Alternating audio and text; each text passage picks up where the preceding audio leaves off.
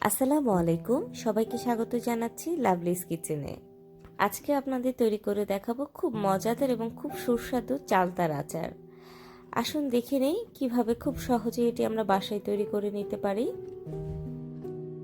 চালতার আচার তৈরি করে নেবার জন্য আমি বড় সাইজের দুটো চালতা নিয়েছি এবং পাতলা করে কেটে নিয়েছি। এখন চুলায় একটি পাত্র বসিয়ে এর মধ্যে আমি সামান্য একটু লবণ দিয়ে পানিটি ফুটে আসার পর আমার কেটে রাখা চালতাটি আমি এর মধ্যে দিয়ে দিচ্ছি। চালতাগুলো আমি খুব ভালোভাবে সেদ্ধ করে নেব। তারপর পানি ঝরানোর জন্য একটি চালের মধ্যে ঢেলে নিয়েছি। চুলায় একটি ফ্রাই প্যান বসিয়ে আমি এর মধ্যে সরিষার তেল নিয়ে নিচ্ছি 1/3 কাপ পরিমাণ। এর মধ্যে আমি 1 চা চামচ পরিমাণ রসুন কুচি নিয়ে নিচ্ছি এবং হালকা একটু ভেজে নিচ্ছি। এখন আমি এর মধ্যে 1 চা চামচ পরিমাণ রসুন বাটা দিয়ে দিচ্ছি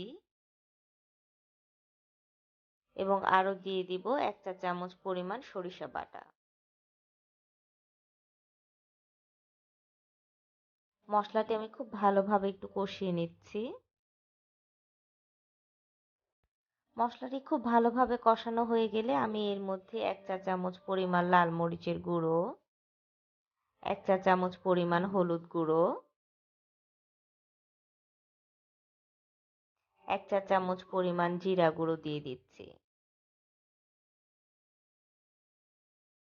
এবং এর মধ্যে আমি ঝালের জন্য 1 চা চামচ পরিমাণ চিলি ফ্লেক্স ব্যবহার করছি। সবকিছু আমি খুব ভালোভাবে নেড়ে চেড়ে নিচ্ছি।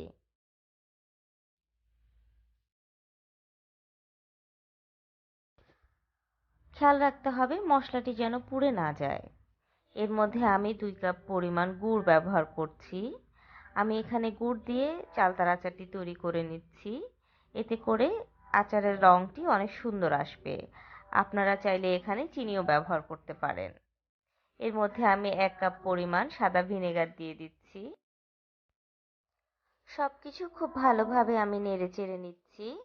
গুড়টি যতক্ষণ পর্যন্ত গলে না যাচ্ছে ততক্ষণ পর্যন্ত আমি নাড়তে থাকবো। এর মধ্যে এখন আমি স্বাদ মতো লবণ দিয়ে দিচ্ছি।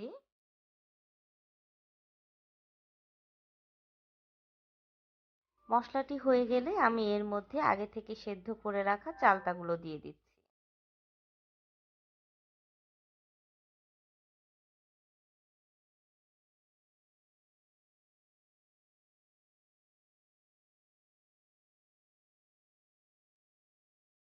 সবগুলো চালতা দিয়ে দেওয়ার পর আমি একটি চামচ দিয়ে খুব ভালোভাবে উল্টে পাল্টে চালতাগুলো মশলার সাথে মিশিয়ে নিচ্ছি।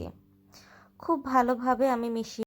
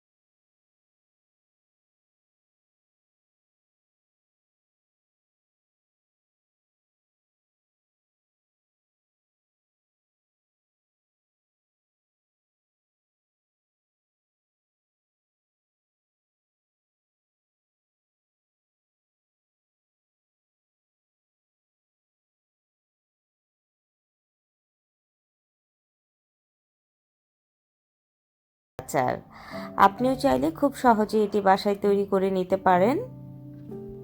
রেসিপিটি ভালো লাগলে আমার চ্যানেলটি সাবস্ক্রাইব করতে ভুলবেন না। পরবর্তী ভিডিওর আপডেটের জন্য বেল আইকনটি প্রেস করবেন।